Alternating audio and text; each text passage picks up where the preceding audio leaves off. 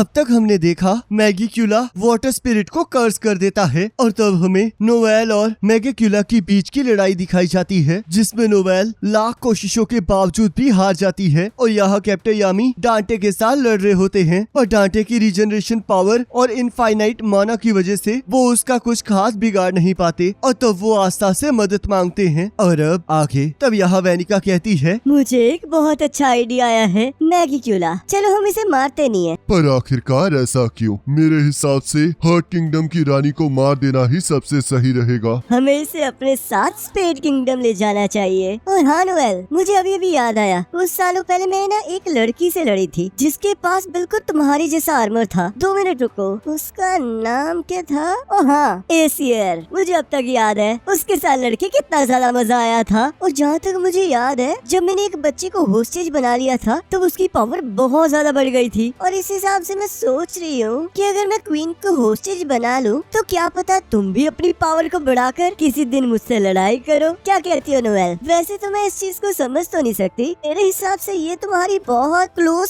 Friend है ना। और वैसे भी अगर हम इसे ले भी जाएं तो मुझे नहीं लगता कि हमारे साथियों को इससे कोई प्रॉब्लम होगी। क्या कहते हो मैगिक्यूला? वैनिका, तुम सच में सरप्राइज से भरी हुई हो। तो चलो फिर, लगता है यहाँ का काम खत्म हो चुका है। और तब हम देखते हैं वैनिका प्रिंसेस को लेकर वहाँ से जाने लगती है। तब यहाँ रोबेरो कहता है, लेडी वैनिका, क्या हम स्पेड किंगडम इतनी जल्दी जा रहे हैं? क्या हम थोड़ी देर रुक नहीं सकते? मुझसे ऐसे बात मत करो। अगर मैं ध्यान से सोचूं तो मुझे तुम जैसे बेकार से इंसानों की कोई जरूरत नहीं है। और तब हम देखते हैं वैनिका रोबेरो को कर्स कर देती है और उसका माना एक्सपैंड करने लगता है। ये एक कर्स बॉम्ब है। क्या तुम्हें याद है कि जो मैंने तुम्हें डेविल पावर दी थी वो अब तुम्हें बीच में से फाड़ देगी। और यहाँ हम देखते हैं वैनिका के बाकी साथी भी कर्स की वजह से फूलने लगते हैं। थोड़ी ही देर में ये पूरी जगह उड़ जाएगी, पर मुझे पूरी उम्मीद है नोएल कि तुम किसी तरह अपने आप को बचा लोगी। और जब तुम ये कर लोगी तब मैं स्पेड किंगडम में तुम्हारा इंतजार कर रही होंगी। मेरे लिए स्ट्रांग हो जाना। Bye Noel. और तब हम देखते हैं वैनिका के सारे साथी फट जाते हैं और यहाँ हमें ब्लैक बुल बेस दिखाया जाता है, जहाँ ब्लैक बुल्स के सारे मेंबर्स बहुत ज्यादा थक चुके होते हैं। और यहाँ कैप्टन यामी और आस्था डांटे पर हमला कर देते हैं और डांटे पत्थरों की मदद से उन पर हमला कर रहा होता है, पर आस्था उन हमलों से बचते हुए आगे बढ़ता जाता है। तभी कैप्टन यामी अपनी तलवार से डांटे का एक हाथ काट देते हैं और तभी पीछे से आस्था डांटे पर हमला कर देता है। पर हम देखते हैं डांटे को इस हमले के बारे में पता लग जाता है और वो आस्था को मुक्का मारने लगता है। और तभी आस्था और कैप्टन यामी एक दूसरे को धक्का मारकर उसके हमले से बच जाते हैं। तब आस्था अपनी ब्लैक पावर को यूज करके बहुत तेजी से इधर उधर भागने लगता है और कैप्टन यामी अपने ब्लैक थ्रस्ट मैजिक से डांटे के टुकड़े टुकड़े कर देते हैं। और तभी आस्था डांटे पर हमला करने लगता है, पर डांटे अपने आप को रीजनरेट करके आस्था के एक मुक्का मारता है और उस पर पत्थरों से हमला कर देता है। पर तभी कैप्टन यामी आकर आस्था को बचा लेते हैं। तब कैप्टन यामी सोचते हैं, आस्था का एंटी मैजिक ही है जो हमारी जीत का कारण बन सकता है, तो हमें किसी तरह आस्था की तलवार से इस पर हमला करना ही होगा। तब आस्था डांटे पर हमला करते हुए सोचता है, मुझे पता है कि मैं कैप्टन यामी की कमजोरी बन रहा हूँ, क्योंकि वही है जिनकी वजह से मैं जिंदा हूँ। मेरी 6 महीने की हार्ड ट्रेनिंग के बावजूद भी मैं इसके सामने टिक नहीं पा रहा। तब डांटे कहता है, इतनी जल्दी हार मत मानना, मुझे थोड़ा और एंटरटेन करो। तुम सोच भी नहीं सकते कि मुझे इन सभी चीजों में कितना मजा आ रहा है। मैं चाहे अपनी पूरी पावर को भी यूज नहीं कर पा रहा, पर मेरी आखिरी उम्मीद वो हिडन पावर ही है। तब आस्था अपने डेविल से कहता है, तुम ये देख रहे हो ना मेरे डेविल? तुम्हारा स्वागत है। तब आस्था उसे देखकर चीखने लगता है और कहता है, आखिरकार तुम चीज क्या हो? ये अच्छा है, मैं वो हूँ जो तुम्हारे साथ कब से हूँ। हाँ मुझे याद है, हम पहले भी मिल चुके हैं, पर ये मुलाकात थोड़ी डिफरेंट है। मैं उन्हें मार डालूंगा, उन्हें पछताना होगा। मैंने तुम्हारे गुस्से को पहले भी फील किया है, पर मुझे नहीं पता कि उसका रीजन क्या है। पर मेरे हिसाब से तुम भी उसे हराना चाहते हो। मैंने सही कहा ना? मैंने पहले भी तुम्हारी दिल की आवाज सुनी है, तो मैं ये करना चाहता हूँ। तो प्लीज मुझे अपनी पावर दो। जरूर, मैं तुम्हें अपनी असली पावर का थोड़ा हिस्सा देता हूँ, पर जैसी सिचुएशन अब है ये चीजें ऐसे काम नहीं करेंगी, क्योंकि मुझे इसके बदले में इक्वली कोई चीज चाहिए। आखिरकार तुम्हें क्या चाहिए? मैं तुम्हारी बॉडी का एक हिस्सा ले लूंगा। वैसे भी तुम एक डेविल के साथ डील कर रहे हो, तो क्या तुम इस डील के लिए तैयार हो और इस डील को अभी भी करना चाहते हो? चाहे मुझे इसके लिए जो मर्जी करना पड़े और चाहे इन सभी के बीच मैं खुद एक डेविल ही क्यों ना बन जाऊं, पर मुझे अपनी लिमिट्स को सरपास करना ही होगा।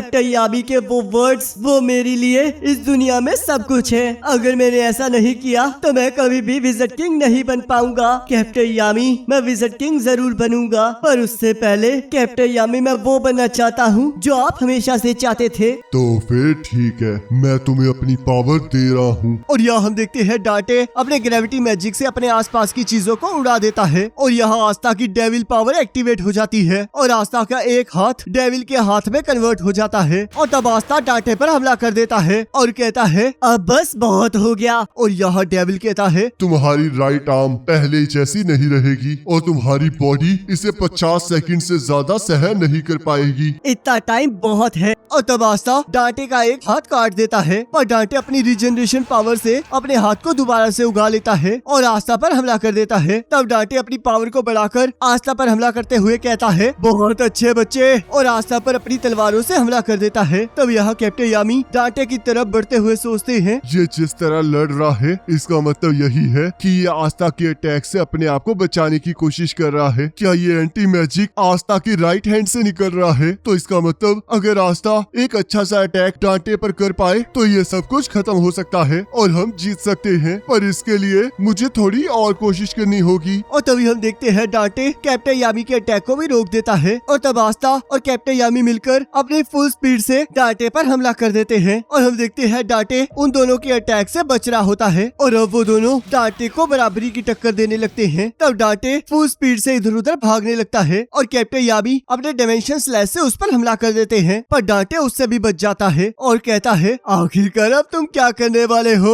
और तब हम देखते हैं आस्था कैप्टन यामी के डायमेंशन स्लैश को रिफ्लेक्ट कर देता है और वो सीधा जाकर डांटे की पीठ पे जा लगता है और तब हम देखते हैं कैप्टन यामी अपनी मसल्स की मदद से डांटे को उठाकर पटक देते हैं। तब डांटे पत्थरों की मदद से कैप्टन यामी और आस्था पर हमला करने लगता है और कहता है तुम बहुत अच्छा लड़ रहे हो, रुकना मत, मुझे पता है कि अभी तो तुम मुझे और एंटरटेन करने वाले हो, एंटरटेनमेंट रुकना नहीं चाहिए। तब यहाँ फिनरल कहता है ये दोनों, इनकी स्पीड तो बहुत ज्यादा है और इन्हें देखकर ऐसा लग रहा है कि ये दोनों सिंक हो चुके हैं। और तब हम देखते हैं आस्था और कैप्टन यामी पत्थरों को काटते हुए आगे बढ़ रहे होते हैं और डांटे को जमीन में फेंक देते हैं। तब यहाँ फिनरल कहता है चाहे ये लड़ाई जितनी मर्जी खतरनाक थी, पर इन्हें देखकर ऐसा लग रहा है जैसे इन्हें इसमें बहुत मजा आ रहा है। तब डांटे कहता है मुझसे लड़ो, तुम्हारे पास जितनी ताकत है उससे लड़ो, क्योंकि इससे कोई फर्क नहीं पड़ता, क्योंकि आखिर में मैं सब कुछ तबाह कर दूंगा। और तब वो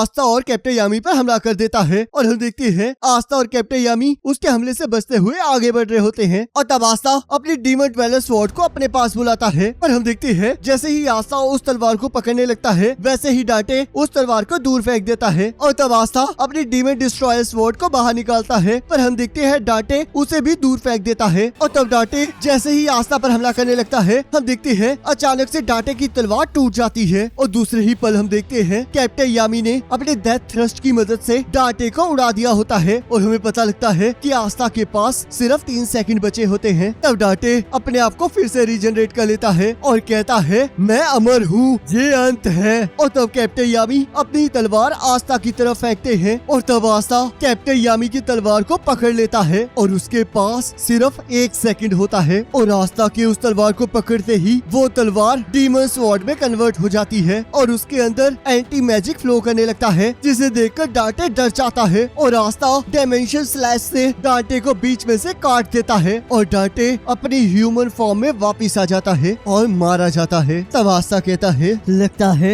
हम आखिरकार जीत ही गए। और तब आस्था का एंटी मैजिक खत्म हो जाता है और वो नीचे गिरने लगता है, पर तभी कैप्टन यामी अपनी फोरआर्म से उसे सपोर्ट देते हैं और कहते हैं अच्छा काम किया आस्था, तुम सच में एक कुतिया के पागल बच्चे हो। शुक्रिया। तब वेनिसा और फिनरल कैप्टन यामी और आस्था की तरफ बढ़ने लगते हैं। तब फिनरल कहता है ये लड़ाई सच में बहुत अमेजिंग थी। तब यहाँ हेनरी कहता है क्या तुमने उन्हें हरा दिया? और यहाँ गोश्त को भी होश आ जाता है। तब ग्रे गोश्त को जिंदा देखकर उसे गले लगा लेती है और रोने लगती है। तब गोश्त कहता है क्या तुम ठीक हो ग्रे? तब ग्रे शर्माते हुए उससे माफी मांगने लगती है। तब गोश्त कहता है पर आखिरकार तुम माफी किस चीज की मांग रही हो? तब यहाँ वेनिसा कहती है लगता है इन दोनों के बीच में कुछ चल रहा है। तब कैप्टन यामी डांटे की लाश की तरफ बढ़ने लगते हैं और फिनरल के पूछने पर कहते हैं ये चाहे मर चुका है पर हमें फिर भी इसे कैद कर लेना चाहिए ताकि हमें आगे जाके कोई प्रॉब्लम ना हो। मुझे लग रहा है हमने एनिमी की टॉप डेविल पोजेस्ड को पकड़ लिया है, तो लगता है सब कुछ ठीक। और तभी हम देखते हैं ज़ेनोन वहाँ आ जाता है और तभी ब्लैक बुल्स के सारे मेंबर्स को कुछ आवाजें सुनाई देती हैं और तभी वो सभी देखते हैं ज़ेनोन ने कैप्टन यामी पर हमला करके उन्हें पकड़ लिया होता है। तो कैप्टन यामी सोचते हैं सब कुछ खराब हो गया,